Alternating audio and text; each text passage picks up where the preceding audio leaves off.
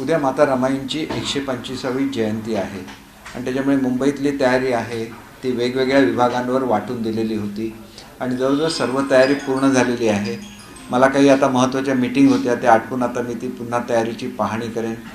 उद्या सकाळी माता रमाईंचं दर्शन पालकमंत्री म्हणून मी स्वतः घेईनच, परंतु मुख्यमंत्री उपमुख्यमंत्री महोदयसुद्धा त्या ठिकाणी जाऊन दर्शन घेतील. कारण 125वा हे आम्ही युजली बाबासाहेबांचे सगळे हे साजरे करतो शासनाच्या वतीने, परंतु हे स्पेशल की 125वी जयंती असल्यामुळे ही आपण त्या ठिकाणी सगळी तयारी केलेली आहे. आणि त्याच्यामुळे ज्या ठिकाणी रमाईंचा पुतळा आहे त्या ठिकाणी हा कार्यक्रम होईल. त्यानंतर ज्या ठिकाणी डेक आहे त्यांच्या नावाने माता रमाई, तिथं सुद्धा विद्युतीकरण वगैरह असं करण्याची, विद्युत रोशनाई वगैरह. मेरी माताजी आदरणीय निर्मला देवी जी, उन्हें कभी भी कष्ट होता था तो वो होम्योपैथी मेडिसिन लेती. होम्योपैथी जो है तकलीफ जड़ से निकालती है, उसके लिए वो फेमस है. नमा होम्योपॅथी आरोग्य संजीवनी करण्याची व्यवस्था केलेली आहे. त्यांचं वणंद हे जे गाव आहे रत्नागिरी जिल्ह्यामध्ये, तिथं जाणाऱ्या रस्त्याची दुरुस्ती करण्यात आलेली आहे आणि तिथं लगेच नवीन रस्ता करणं, कारण ही मीटिंग हल्लीच एक आठवड्यापूर्वी झाली, करणं शक्य नव्हतं, परंतु सध्या दुरुस्ती करून तिथं तो रस्तासुद्धा नव्याने करण्याच्या संदर्भातला प्रस्ताव सादर करायला सांगितलेला आहे आणि रत्नागिरीचे कलेक्टर आणि पालकमंत्री त्याचं इम्प्लिमेंटेशन करणार आहेत. आणि त्याच्यानंतर अत्यंत महत्त्वाचा जो निर्णय आहे तो म्हणजे चेंबूर येथे 250 विद्यार्थ्यांचं वसतिगृह आता तयार झालेलं आहे आणि त्याला माता रमाईंचं नाव हे दिलं जाईल आणि त्या संदर्भातला आवश्यक तो निर्णय सामाजिक न्याय आणि विशेष सहाय्य विभाग हा घेणार आहे. त्याच्यानंतर विशेष उल्लेखनीय कामगिरी केलेल्या महिलांचा सत्कार त्या दिवशी होणार आहे आणि इतर काही मागण्या ज्या केलेल्या आहेत या संदर्भात, तर आपण एका ठिकाणी चौकालासुद्धा त्यांचं नाव या निमित्ताने 125 वर्ष असल्यामुळे देण्याची व्यवस्था केलेली आहे. इतर जशी तयारी आपण बाबासाहेबांच्या चैत्यभूमीच्या कार्यक्रमाला करतो तशीच या कार्यक्रमाला तेवढी मोठी जरी नसेल, कारण त्याला संपूर्ण भारतभरातून लोक येतात, परंतु एक चांगल्या तऱ्हेने हे 125वी जयंती साजरी व्हावी आणि बाबासाहेबांनी ज्यांनी जीवनभर साथ दिली त्यांच्या संपूर्ण संघर्षाच्या कारकिर्दीमध्ये आणि त्यांनी जे जे काही समाजासाठी घडवलं ते घडवत असताना त्यांची साथ त्यांना लाभलेली होती. त्याच्यामुळे अत्यंत चांगल्या रीतीने हा कार्यक्रम व्हावा उद्याचा.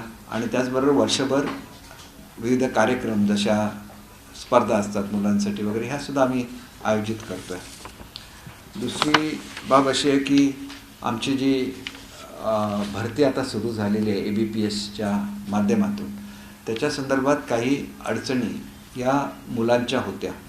त्याच्यामध्ये विशेषतः जी मुलं CTETला बसलेली आहेत त्यांचं अजून परीक्षेचा रिझल्ट लागलेला नाही आहे आणि त्याच्यामुळे जो फॉर्म आम्ही दिलेला आहे त्याच्यामध्ये त्याचे मार्क मेन्शन करायला लागतात आणि त्याच्यामुळे आम्ही 2 गोष्टी केल्या आहेत. एक तर 4 दिवसाची मुदत वाढवलेली आहे आपले अर्ज भरण्यासाठी, की जेणेकरून जी मुलं CTETला बसलेली आहेत तीसुद्धा त्याच्यामध्ये सहभागी होऊ शकतील.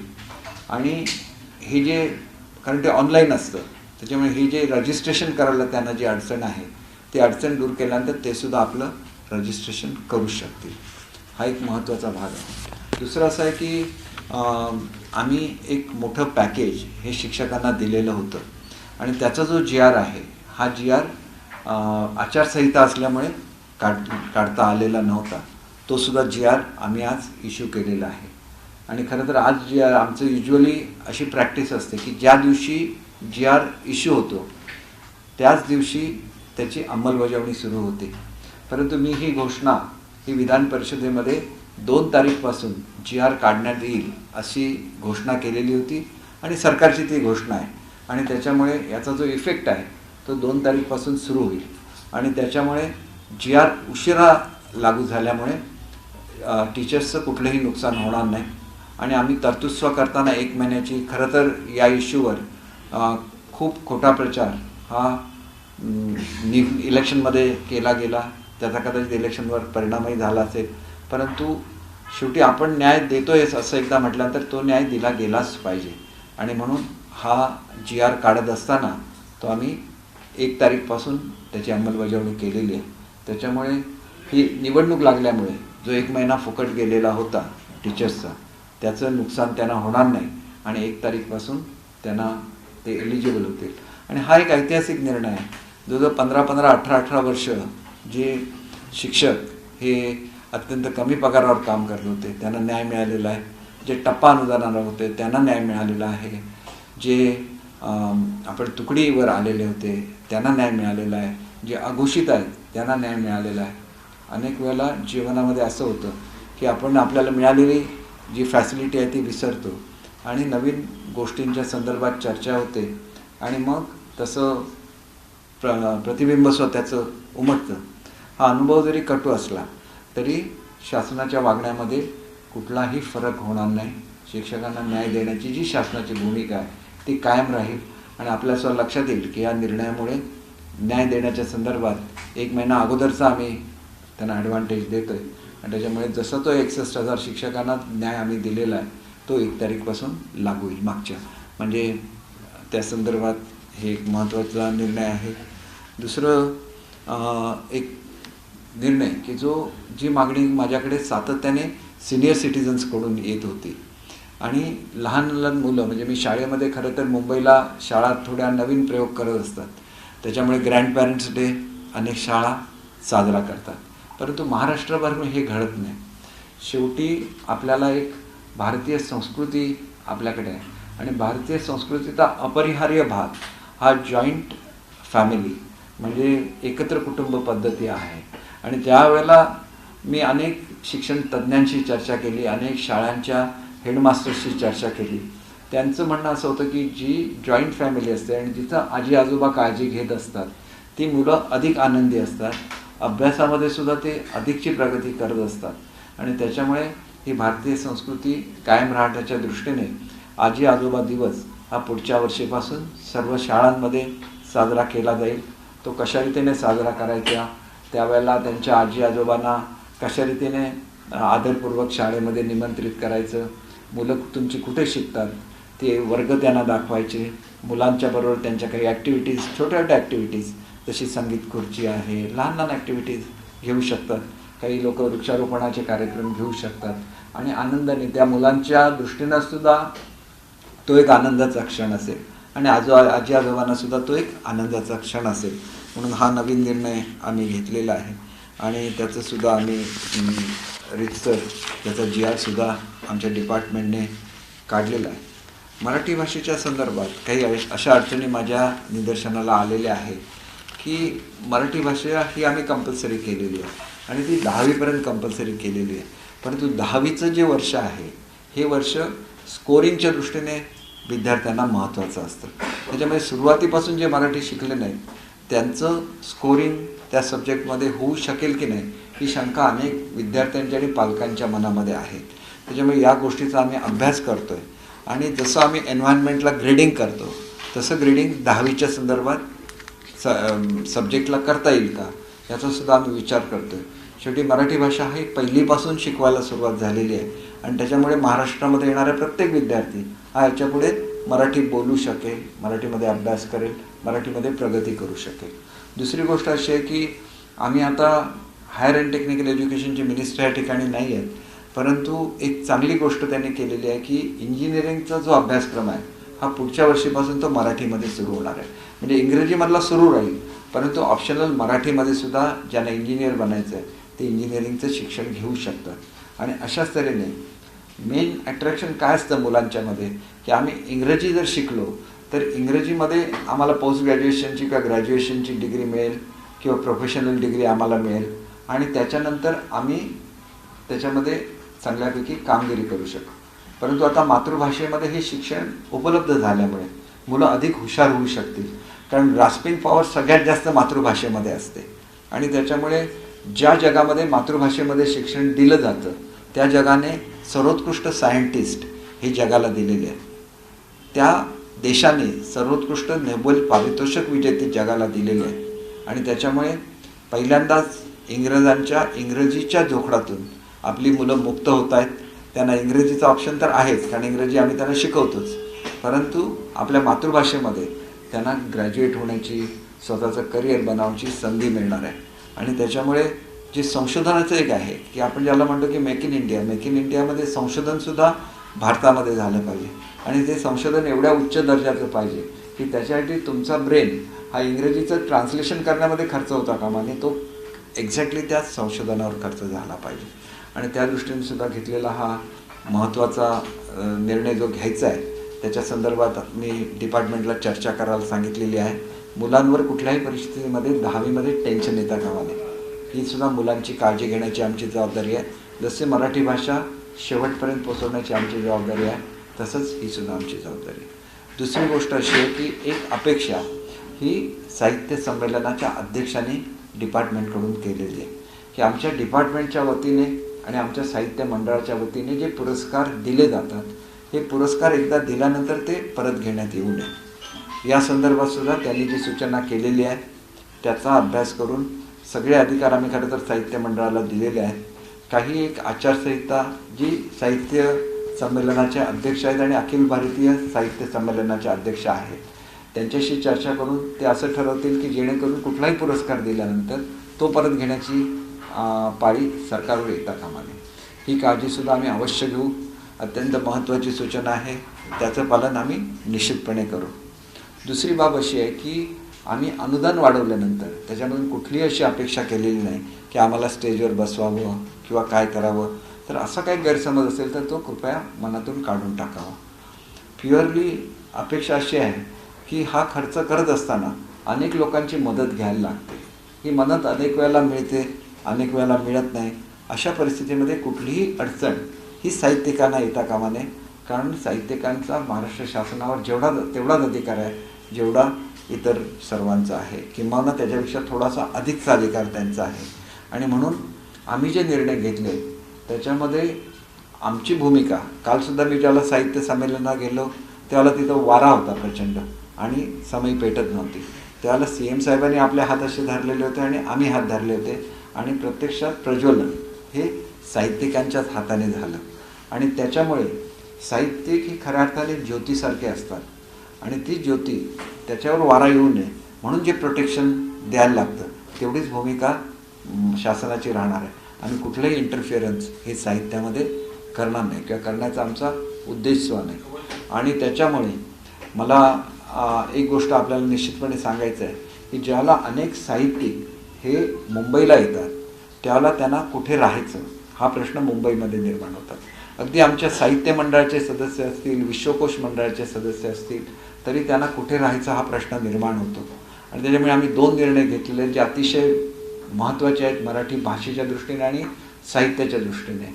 की पहिलं म्हणजे मराठी भाषेचं भवन आहे ते अतिशय चिंचोळ्या जागेमध्ये हे बांधलं जाणार होतं.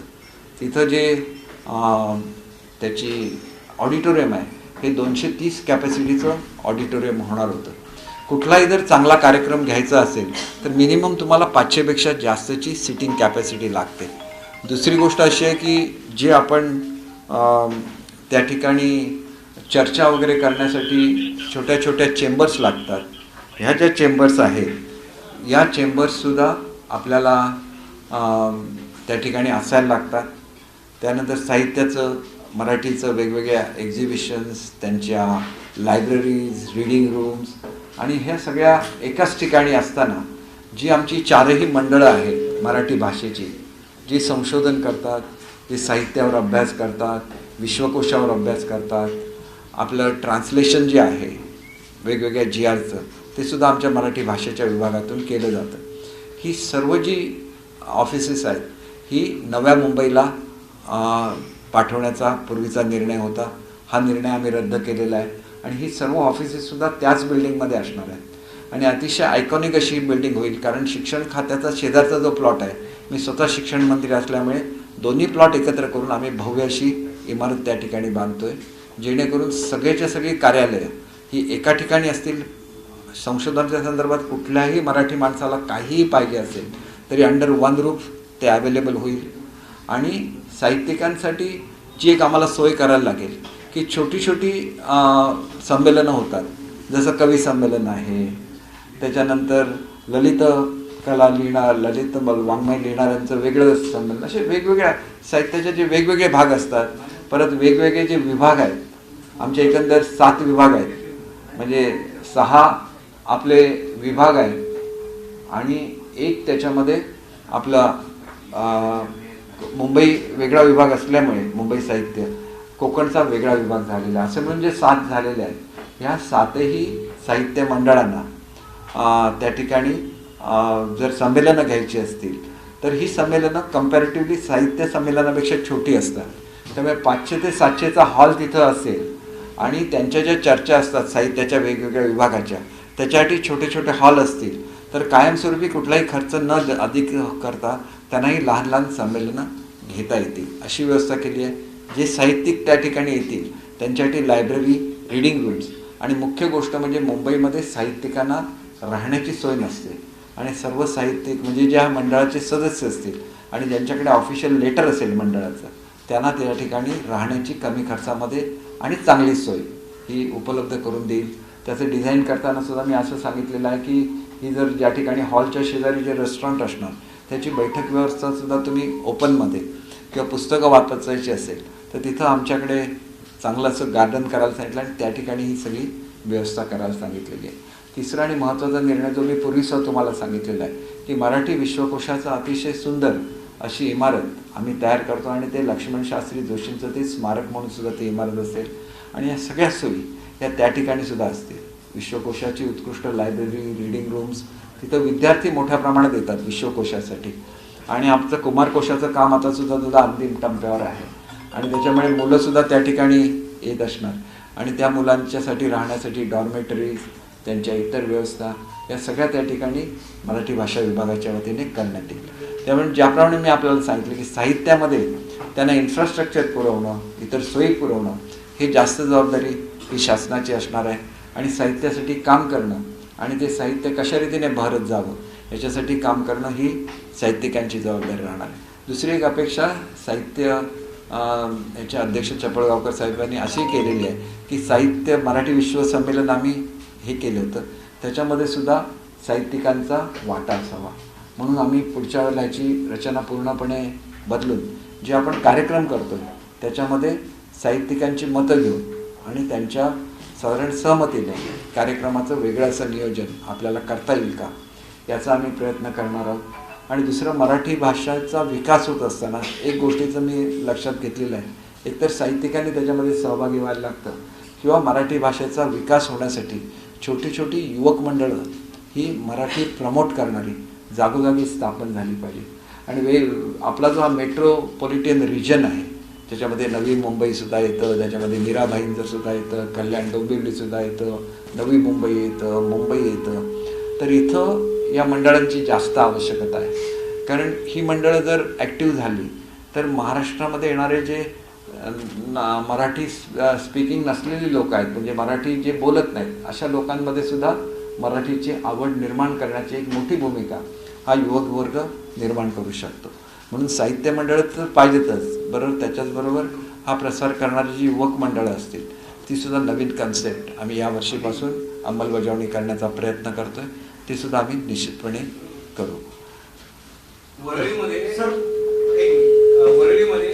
माता रमेवर अंत्यसंस्कार केले गेले होते, त्या ठिकाणी पुतळा उभारावा, त्याला नाव द्यावं त्या प्रशासनाने, अनेक वर्षापासूनची मागणी याला जोडून एक प्रश्न आहे की गेल्या वर्षी नगर विकास मंत्री एकनाथ शिंदे होते, त्यांनी आश्वासन देखील दिलं होतं की त्याच जी संपूर्ण जागा आहे तिला एक टॅग मूर्ती म्हणून घोषित करावं आणि तीर्थक्षेत्र करावं अशी मागणी देखील केली होती आणि त्याला नगर विकास मंत्री एकनाथ शिंदे यांनी मंजुरी दिली होती, मात्र ती अद्याप झालेली नाही. तुम्हाला मी सांगितलं की यावेळेला तिथं आम्ही हे सगळ्याचं आयोजन केलेलं आहे आणि ज्या लाँग टर्मच्या हे आहेत म्हणजे जिथं पुतळा बसवायला लागेल, इतर काही सुशोभीकरण करायला आहे, हे वर्ष संपण्याच्या आधी ती सगळी कामं पूर्ण करण्याच्या सूचनासुद्धा दिलेल्या आहेत. ह्याच्यामध्ये आमच्या जी मी मीटिंग घेतली त्याच्यामध्ये हे सगळं मिनिट्स त्याचे आलेले आहेत आणि त्याच्यामुळे त्याची अंमलबजावणी सुरू होणार आहे.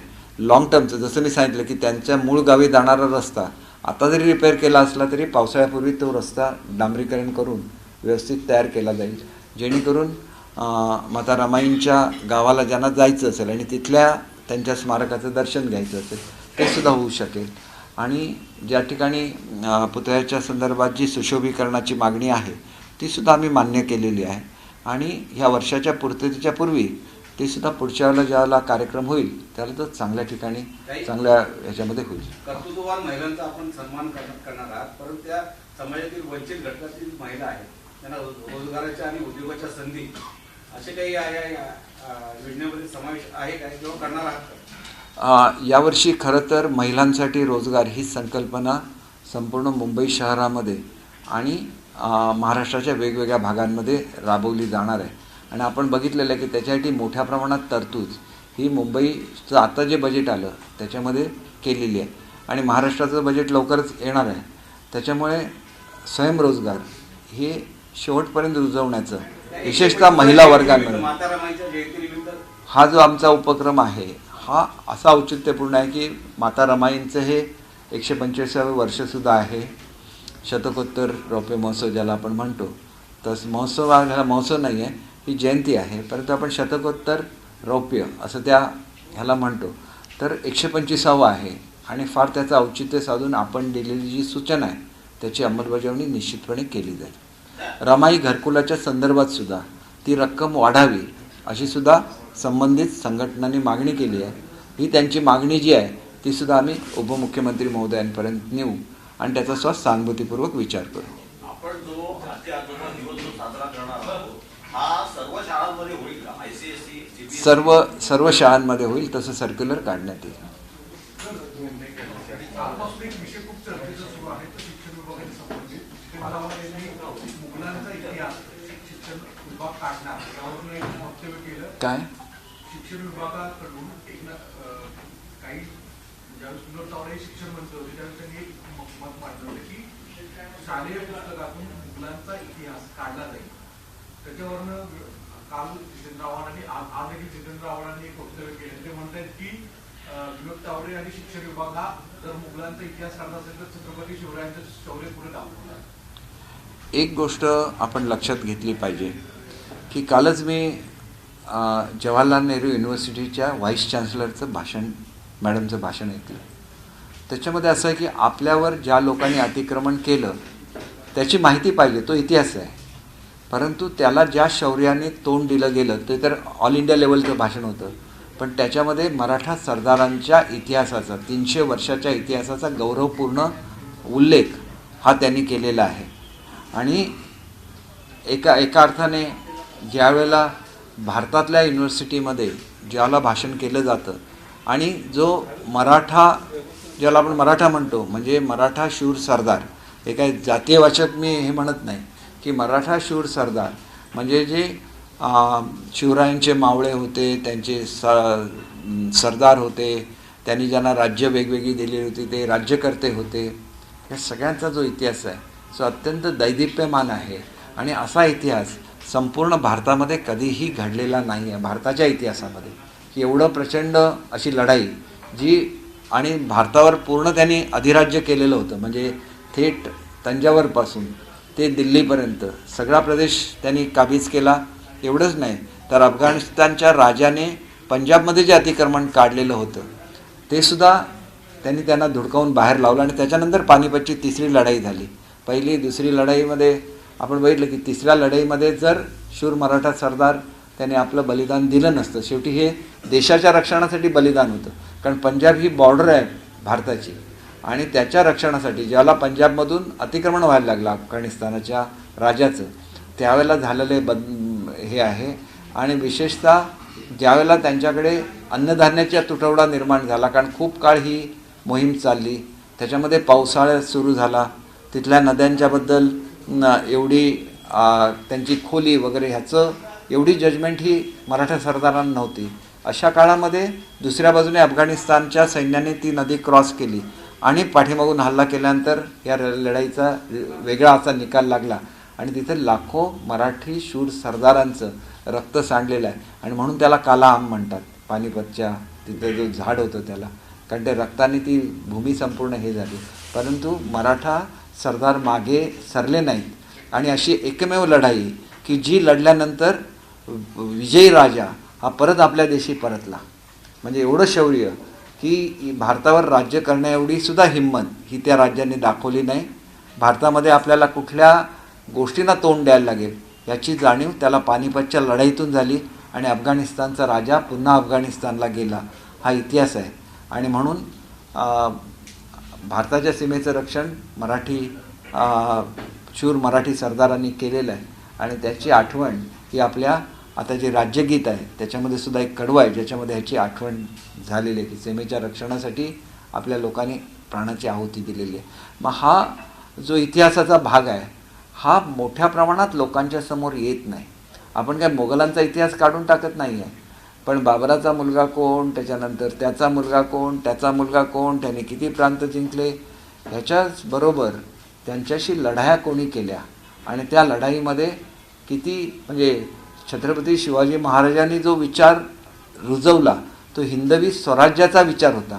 आणि म्हणून हिंदुस्थानातून मोगलांना बाहेर काढण्याचं आणि मोगलांची हिंदुस्थानामध्ये असलेली सत्ता संपवण्याचं काम हे छत्रपती शिवाजी महाराजांच्या विचाराने त्यांच्या नंतरच्या पूर्ण शूर मराठी सरदार आणि राजांनी केलं. ही ऐतिहासिक वस्तुस्थिती आहे जे कधी ग्लोरिफाय केलं जात नाही. म्हणून मी तुम्हाला मुद्दाम उल्लेख केला JNUM जे भाषण झालं ते भाषण त्यांनी बघावं, अवश्य ऐकावं जितेंद्र आव्हाड साहेबांनी. त्यांचंसुद्धा मतपरिवर्तन होईल कारण त्या स्वतः तामिळ आहेत आणि तामिळ माणसांनी हा महाराष्ट्राचा इतिहास आम्हाला सांगावा लागावा एवढी पाळी महाराष्ट्रावर येता कामा नये. आणि त्याच्यामुळे आम्ही कोणाचाही द्वेष करत नाही, आम्ही कुठल्याही धर्माचा द्वेष करत नाही, परंतु भारताच्या थोर परंपरेचा विचार हा शिक्षणामध्ये झाला पाहिजे. म्हणून न्यू एज्युकेशन पॉलिसीमध्ये सुद्धा हिस्ट्री ज्यावेळेला लिहायची असते त्यावेळेला त्याला स्टेटला हे मुभा दिलेली आहे की स्टेटने त्याचं ते करिक्युलम तयार करावा. आणि त्याच्यामुळे मला वाटतं की याच्यावर आता आपणच सगळ्यांनी विचार करून जो सत्य आहे ते सत्य आलं पाहिजे एवढंच आहे. त्याच्यामध्ये कोणाच्या कुठल्या धर्माचं आणि तिथं मताचा विचार वगैरे हा छत्रपती शिवाजी महाराजांच्या त्या जाज्वल्य अशा देशाभिमानापुढे कमीच आहे. म्हणजे ते खरं तर चर्चासुद्धा महाराष्ट्रामध्ये होता का म्हणजे असं मला स्वतःला वाटतं शिक्षण मंत्री म्हणून. आणि हे जे काय अपेक्षा करते तामिळमध्ये जन्मलेल्या एखाद्या तामिलियन व्हाईस चान्सलरने हे बोलावं याचा निश्चितपणे अभिमान संपूर्ण महाराष्ट्राला वाटला पाहिजे. सर, आदित्य ठाकरेंनी म्हटलेलं आहे की माझ्या आमदारकीचा राजीनामा देऊन वरळीतून नाही ठाण्यात निवडणूक लढवेन. त्यांनी अवश्य ठाण्यामध्ये यावं. मी त्यांना एवढंच सांगितलं आहे की आम्ही कोणाला असं खिजवत नाही. त्यांनी आपलं डिपॉझिट वाचून दाखवावं त्यांच्या मतदारसंघात. आता येणार नाही वर्ष दीड वर्षात इलेक्शन. त्यांनी उगाच स्वप्नाशी बघू नयेत की कोणतरी राजीनामा देणार मग आमचं परत राज्य येणार. हे सगळी स्वप्न असतात. जी लोक झोपतात त्यांना स्वप्न पडतात. जी लोक काम करत असतात ते दिवस रात्र त्यांना झोपायला सुद्धा सवड नसते 2 तास 4 तास. आणि हे स्वप्न बघणाऱ्यांनी आपली स्वप्न जर सांगितली लोकांना ठीक आहे त्यांची ती स्वप्न आहेत, खरी होणारच नसतात. स्वप्न पुरी करायला मेहनत घ्यायला लागते. ज्या लोकांना स्वतः मंत्री असताना मंत्रालयामध्ये जे लोक येऊ शकले नाहीत संपूर्ण काळ काढा की किती पिरियड ते मंत्रालयामध्ये आले आणि मग तिथं जर मंत्रालयामध्ये स्वतः मंत्री असताना स्वतःचं कर्तव्य पार पाडता येत नसेल तर राजकीयदृष्ट्या ही निवडणूक मी लढवेन ती निवडणूक मी लढवेन असं म्हणण्याचा नैतिक अधिकार तरी त्यांना असतो का की ज्यांना स्वतः निवडून येण्यासाठी 2-2 MLC एकाच मतदारसंघातले करायला लागले. स्वतःचा जो राजकीय विरोधक होता जो विरोधात उभा राहणार होता त्याला स्वतःच्या पक्षात घ्यायला लागलं. एवढी ज्यावेळेला बांधणी केली त्यावेळेला ते आमदार झालेले आहेत. त्याच्यामुळे अशी बांधणी करायची पाळी ही कधीही महाराष्ट्राच्या मुख्यमंत्र्यांवर आलेली नाही आहेत. एकनाथ शिंदेंचं नाव घराघरामध्ये असतं. ज्याला रस्त्याने जायला लागतात आणि त्यांच्या मतदारसंघातले लोक येतात त्याला त्यांच्या नावाने हाक त्यांना मारतात, प्रेमाने हाक मारतात आणि हीच पुण्याई असते. आणि त्या पुण्याईसाठी लोकांचं कल्याण करायची कामं केलेली पाहिजेत. नुसत्या प्रेस कॉन्फरन्सेस करून लोकांच्या कल्याणाची कामं होत नाहीत. मी आता जर रमाईंचं नुसतं नाव घेतलं आणि मी जर मुंबईमधल्या ज्या दलित वस्त्या आहेत त्यांच्यासाठी काही केलं नाही तर मला ते नाव घेण्याचा अधिकार नाही. आणि म्हणून माझा आजचा कार्यक्रम बघा. आज मी संध्याकाळी माझ्याकडे ज्या ज्या ठिकाणची कामं सुचवलेली होती त्या सर्व वस्त्यांना भेट देतो आहे आणि हे मी पुढचा 1 आठवडा करत राहणार आहे.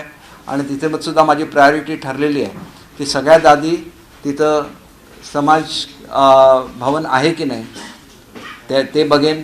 त्यानंतर तिथं बाबासाहेबांची जी शिकवण होती की प्रत्येक ठिकाणी शिकण्याचा हक्क आहे आणि प्रत्येकाने शिकलं पाहिजे समाजाच्या लोकांनी, तर त्या ठिकाणी चांगल्या रीडिंग रूम्स आहेत की नाही याची मी खात्री करेन.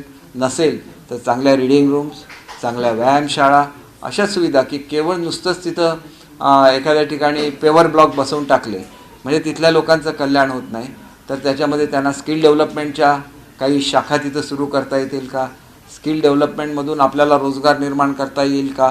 आणि मी तुम्हाला सांगतो की जर्मनी आणि स्टुटगार्ट यांचं मॅचिंग सिटी म्हणून कोऑर्डिनेशन आहे आणि असंच पुण्याचं आहे जर्मनीमधल्या दुसऱ्या शहराबरोबर.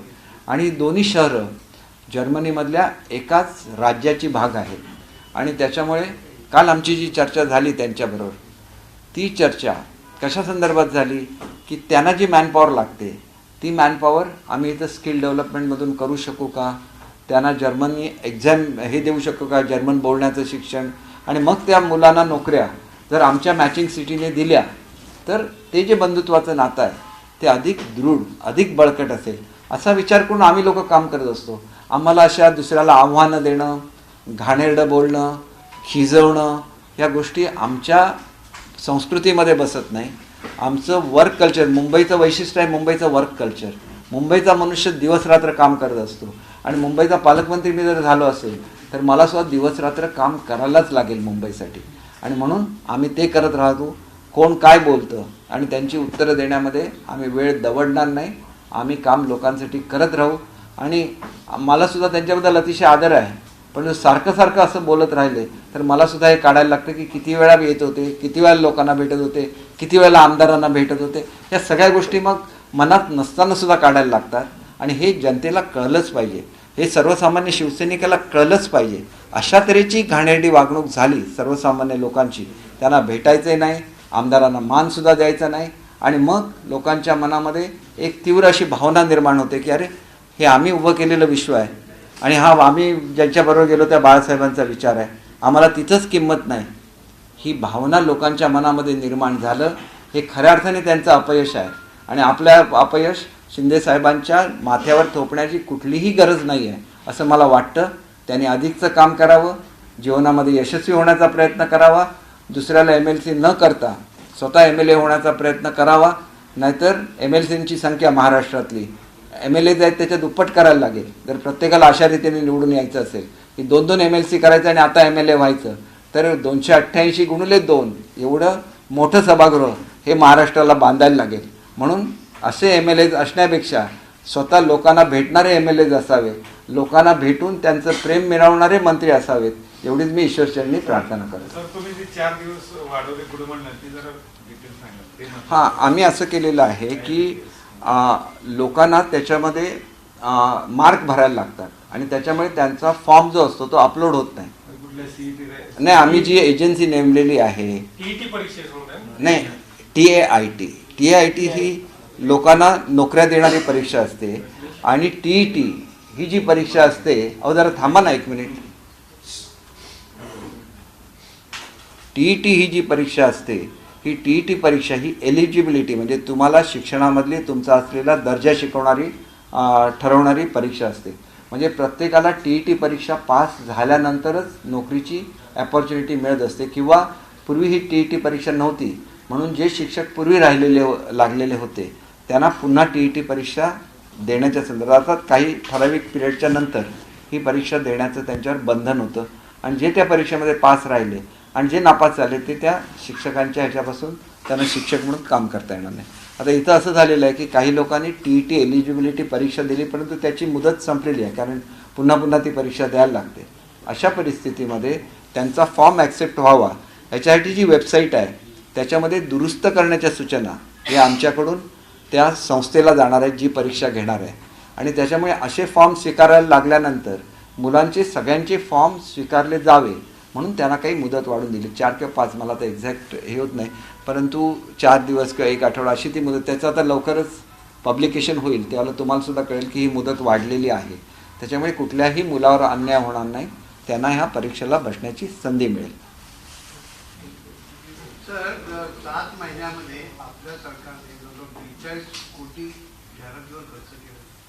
सर्वसामान्यांचं सरकार म्हणतं आमचं बजेट आहे 5,60,000 म्हणजे 5.5 लाख कोटीच्या बजेटमध्ये. ही तुम्ही रक्कम बघा म्हणजे पॉईंट किती येईल ती. महाराष्ट्र एवढं मोठं राज्य आहे ना की राज्याने वेगवेगळ्या स्कीम या जनतेपर्यंत पोचवायलाच लागतात आणि ह्या पोचवल्याशिवाय जनतेला कळत नाही की ह्या स्कीम आहे आणि ह्याचा आम्ही फायदा घेतला पाहिजे. आणि त्याच्यामुळे मोठं बजेट हे महाराष्ट्र शासनाचं हे माहिती आणि प्रसिद्धी विभागाचं असतं आणि त्याच्यामुळे मला असं वाटतं की त्याची कंपॅरिझन ही आपल्या बजेटशी व्हायला लागते, ती अमाऊंटमध्ये तुलना होऊ शकत नाही. किस तरह से अभी आपने जो कहा कि पिछली सरकार में मंत्री मंत्रालय में नहीं आते थे, अपने कैबिनेट नहीं पहुंचते थे, संजय राउत जी ने बयान दिया है कि नेताओं की बीमारियों का फायदा उठाकर बीजेपी और शिंदे गुट काफी आरोप लगाते हैं. मुझे मालूम नहीं कि आदित्य जी बीमार थे. अगर बीमार होंगे तो मैं ऐसे नहीं बोलूँगा. उद्धव साहब के बारे में मैंने कभी भी ऐसे नहीं बोला है. लेकिन आदित्य जी तो आ सकते थे, वो यंग है, वो बीमार भी नहीं थे, तो वो कितनी बार आए थे, उसका भी हिसाब होना चाहिए ना. नाही, करोना चालू होता तरी पण 2 वेळा आपले सध्याचे मुख्यमंत्री 2 वेळा करोना बाधित झाले, घरात बसून राहिले नाहीत, ते PPE किट घालून थेट करोनाच्या वॉर्डमध्ये फिरत होते. तरुणांनी ती हिंमत दाखवली पाहिजे ना. बॅन कोणाला केलं होतं? असा एज ग्रुप की ज्यांना त्या ठिकाणी डायबिटीस आहे, त्यांना हाय ब्लड प्रेशर आहे. डॉक्टरने त्या सूचना दिल्या होत्या आणि मला वाटतं की ह्या दोन्ही गोष्टी आदित्यजींना अजून नसणार आहेत आणि त्याच्यामुळे त्यांना काहीच हरकत नव्हती फिरायला. तुम्ही खात्री करून घ्या की तज्ज्ञ लोकांचा सल्ला घ्या. मला वाटतं की हे निश्चितपणे तसं आहे. सर, एक माहितीसाठी की आपण एवढे निर्णय घेतले आज काय, म्हणजे शालेय शिक्षण विभागाची बैठक घेतली किंवा काही नाही, काय असतं बघा, काही निर्णय असतात ना त्यावेळेला माझ्याकडे काय एवढ्या प्रचंड प्रमाणात लोक येत असतात. म्हणजे सकाळपासून माझ्या बंगल्यावर, म्हणजे मी माझा ब्रेकफास्ट गाडीमध्ये घेतो, अशी सध्याची माझी परिस्थिती आहे. परंतु काही वेळेला आपल्याला डिपार्टमेंटबरोबर बसायला लागतं असे निर्णय घेताना, कारण समजून घ्यायला लागतं. मी मराठी भाषेच्या संदर्भात एखादा निर्णय घेतला तर मराठी भाषेचा प्रसार चालू राहायला पाहिजे, पण विद्यार्थ्यांना त्याच्यामधून स्कोरिंग मार्कमध्ये कुठे त्यांच्या फरक पडता कामा नये. एखाद्या मुलाचं करिअर जर खराब झालं तर मग आम्ही त्याचं उत्तरदायित्व आमच्यावर असणार, हे मला स्वतः मान्य नाही. म्हणून काही निर्णय घेताना खूप वेळ चर्चा करायला लागते आणि निर्णय घ्यायला लागतात. आजी आजोबांचा तो जे आज पडलेला आहे. हो,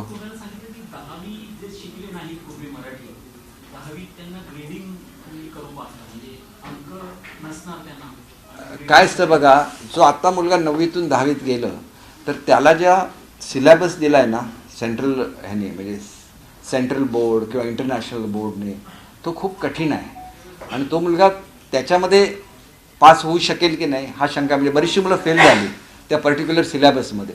आता त्यांचा सिलेबस बदला हे आम्ही त्यांना सांगू शकत नाही. CBSEचा बदला किंवा इंटरनॅशनल बोर्डचा बदला. आम्ही फक्त काही सुविधा देऊ शकतो जेणेकरून पहिलीपासून मुलं शिकायला सुरुवात झाल्यानंतर त्यांना 9वी 10वीमध्ये हा एक टेम्पररी प्रश्न आहे, 2-3 वर्षापुरता, की 7वीमध्ये मुलगा आहे आणि आत्ता 7वीमध्ये मराठी शिकायला सुरुवात केलं आणि तो 10वीमध्ये गेला किंवा 9वीमध्ये आहे, त्याला मराठी कधी घेतलेलंच नव्हतं, 9वीतून आता तो 10वीत गेला किंवा 8वीतून 10वीत गेला, तर त्याचं मराठी तेवढं चांगलं असू शकणार नाही जेवढं पहिलीपासून जो मराठी शिकतो त्याचा. हा एक प्रॅक्टिकल प्रॉब्लेम आहे आणि ह्याच्यामधून कशा रीतीने हे काढता येईल, वे आउट, हे बघायला लागेल, कारण हा प्रॅक्टिकल प्रॉब्लेम आहे. पहिलीपासून जर तुम्ही मराठी शिकायला सुरुवात केलं तर 10वीमधली कठीण पुस्तकं सुद्धा तुम्ही हे करू शकता, इझिली वाचू शकता. पण जो मुलगा आत्ता 8वीत आहे आणि तो 10वीमध्ये गेला तर त्यांनी 8वी शिकायला सुरुवात केलं मुळात मराठी 8वीपासून. त्यामुळे 10वीचं त्याच्या स्कोरिंगवर सुद्धा काय परिणाम होता का म्हणे, ही सुद्धा काळजी आपल्याला, राज्य म्हणून मुलांची काळजी आपल्याला घेतलीच पाहिजे असं मला वाटतं. आजी आजोबाच्या अनुषंगाने, कारण तो जो GR मी वाचला, दुसरी गोष्ट तुम्ही स्वतः आजोबा झाल्यामुळं तुम्हाला वाटलं की तुम्हाला त्या रोलमध्ये जायलाच लागतं ना. तुम्ही आजोबा झाल्याशिवाय तुम्हाला महत्त्व करणार नाही. कारण मी ज्याला चर्चा केली गेल्यानंतर प्रिन्सिपलशी, तर त्या म्हणाल्या की ज्यांची काळजी आजी आजोबा घेतात ती मुलं अधिक रिलॅक्स्ड असतात, ती मुलं अभ्यासामध्ये अधिक हुशार होतात.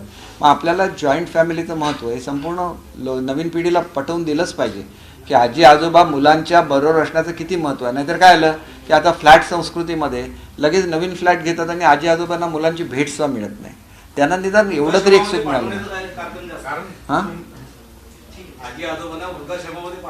ही एक काय संस्कृती निर्माण झाली, ती नातवंडच थांबू शकतील की आमच्या आजोबांना पाठवू नका ह्याच्यामध्ये. हा मुलांना ज्यावेळेला सांगेल आपल्या वडिलांना त्यावेळेला त्यांना ते त्या आश्रमामध्ये पाठवण्यापासून ते थांबतील. एक प्रयोग आहे छोटासा, यशस्वी होईल असं मला वाटतं, कारण शेवटी मुलांचं सगळेच ऐकत असतात आपल्या मुलांचं. छत्रपतींचा विचार म्हणजे